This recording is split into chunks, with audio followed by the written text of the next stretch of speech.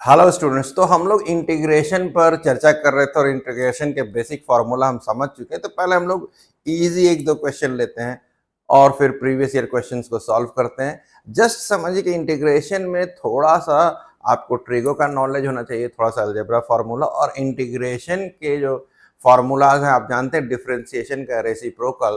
तो यानी आपकी डिफरेंशिएशन की फार्मूला पर पकड़ है तो इंटीग्रेशन का फार्मूला पर भी आपको पकड़ होना चाहिए। यानी फार्मूला बहुत इंपॉर्टेंट है। नेक्स्ट है कि फॉर्मूला के लिए यूजेबल फॉर्म में इंटीग्रल जो एक्सप्रेशन ज्यादा रहता है उसको लाते हैं हम लोग।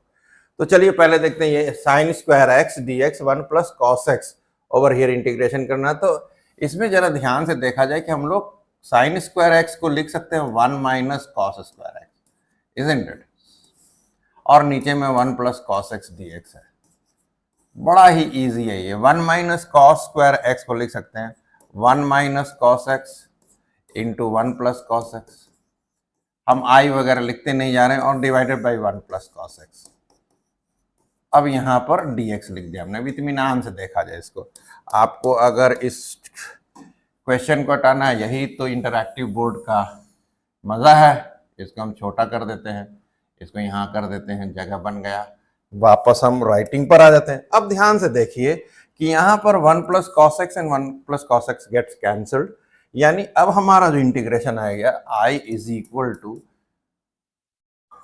वन माइनस, हम किसको वन डी एक्स लिख सकते हैं, माइनस कॉस एक्स, तो माइनस कॉस एक्स लिख दिया डी एक्स। अब आप सीधे जानते हैं कि वन का जो इंटीग्रेशन होता है वो x होता है, फॉर्मूला में आप देख सकते हैं, इजंट इट। नाउ नेक्स्ट है, कहां से है ये भी जान लीजिए। तो x to the power n है, अगर तो x टू दी पावर 0 है तो उसका इंटीग्रेशन क्या हो जाएगा, उसका इंटीग्रेशन होगा x to the power 0 plus 1 और सबसे आगे में 1 प्लस 0, इजंट इट। तो आपको इंटीग्रेशन वैल्यू x आ गया, और यहाँ माइनस कॉस एक्स का इंटीग्रेशन क्या हो सकता है। तो चूंकि साइन एक्स का डिफरेंशिएशन कॉस एक्स है, तो कॉस एक्स का इंटीग्रेशन साइन एक्स होगा। तो x माइनस साइन एक्स, अब प्लस सी, ये हमारा जो है ये आंसर है। चूंकि ये इंडेफिनिट इंटीग्रल है तो कांस्टेंट से गुना करना बहुत जरूरी है। Did you all understand? Move करते हैं नेक्स्ट क्वेश्चन की। अब हम लोग चलते हैं सीधे कुछ क्वेश्चन जो प्रीवियस ईयर्स में आए थे।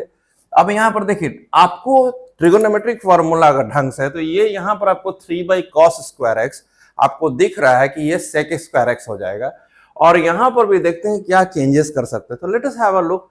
अब इसको फिर जैसे हमने बताया, सिलेक्शन किया जगह बनाने के लिए, ये इंटरैक्टिव बोर्ड का this is the what to say, let us see. Undo किया मैंने, सेलेक्ट किया फिर से पूरे को, और इंटरैक्टिव बोर्ड का कमाल जो होता है वो, इसको थोड़ा सा और ऊपर घसका दिया, यहां पर रख दिया हमने। अब देखा जाए, ओके, अब हम राइट पर आ जाते हैं। लेट अस सी। तो इसको हम चेंज करेंगे आराम से। देखिए इसको हम लोग लिख सकते हैं 3 बाई कॉस स्क्वायर एक्स, कोई दिक्कत, माइनस इंटीग्रेशन, यहां dx लिख देते हैं, dx माइनस अलग अलग कर दिए, और 5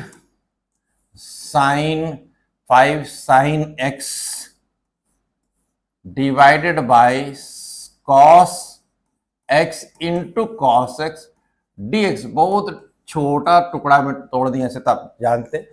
अब क्या हो जाएगा, this will become i is equal to 3 by cos square X, तो ये हो जाएगा 3 sec square X dx, minus ये हो जाएगा 5 sine X by cos X is tan x, 1 by cos X is sec X dx। अब देखिए आपका ये जो है फॉर्मूला यूजेबल फॉर्म में आ गया।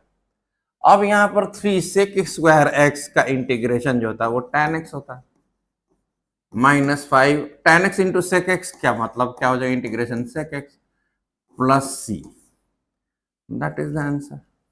बार बार मैं कहता हूं क्योंकि ये इंडेफिनिट इंटीग्रल है तो C you have to add, isn't it. तो ये आपका आंसर आ गया। क्या करना है यहाँ पर, आप बेसिकली समझ रहे हैं कि आप जो इंटीग्रेशन फार्मूला के यूज में इसको लाने के लिए उस फॉर्म में चेंज करते हैं।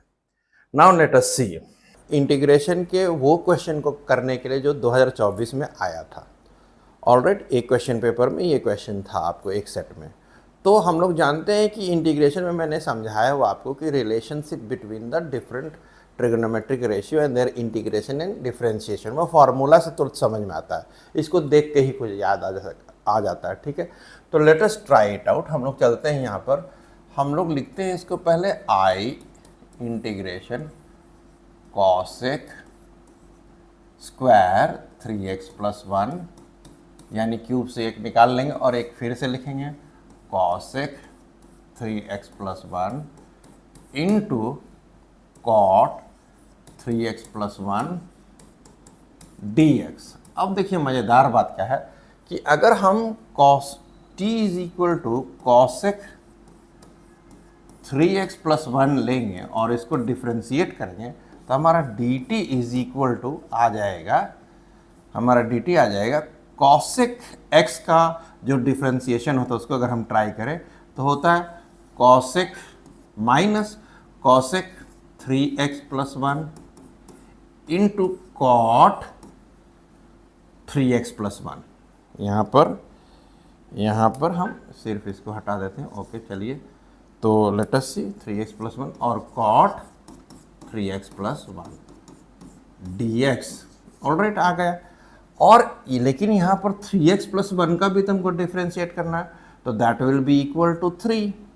तो सबसे आगे 3 लगा दिया, यानी हम यहाँ पर देख रहे हैं -1/3 dt is equal to cosec 3x + 1 into cot into cot 3x + 1 dx। अब हमारा सॉल्यूशन निकल जाएगा। तो मैं इसको क्या करता हूँ, इंटरैक्टिव बोर्ड को यूज़ करते हुए मैं इसको सेलेक्ट कर लेता हूँ, इसको थोड़ा सा जगह बना लेता हूँ। ऑलराइट, यहाँ तक आ गया। अब मैं राइट करता हूँ। अब यहाँ से जो है आपको इंटीग्रेशन में यहाँ मैं वैल्यू बैठाता हूँ। नाउ लेट अस सी, हमने t बराबर कॉसेक 3x + 1 लिया था, तो ये t² हो गया। ऑलराइट, इतना पार्ट को हम क्या लिख सकते हैं, इतना पार्ट को हम लिख सकते हैं -1/3 dt, यानी हम dt यहाँ लिख दिए और 1/3 नेगेटिव यहाँ ले आए। ऑलराइट, तो now I is equal to, अब t² का डिफ्रेंशिएशन तो हम जानते हैं t³ + 1 डिवाइडेड बाई 3, तो यानी -1/9 t³ + c हो गया। तो now let us see, the answer is I is equal to -1/9 t³ का क्या हो जाएगा, जो t माना हमने कॉसेक 3x + 1 और यहाँ पर क्यूब आ गया +c। This is the answer. So आप देखिए बेसिकली जो है धीरे धीरे ट्राई करके हमें इन इंटीग्रेशंस में ये बात समझनी है कि हम फार्मूला इंटीग्रेशन को और फार्मूला डिफरेंशिएशन को यूजेबल फॉर्म में लाएं।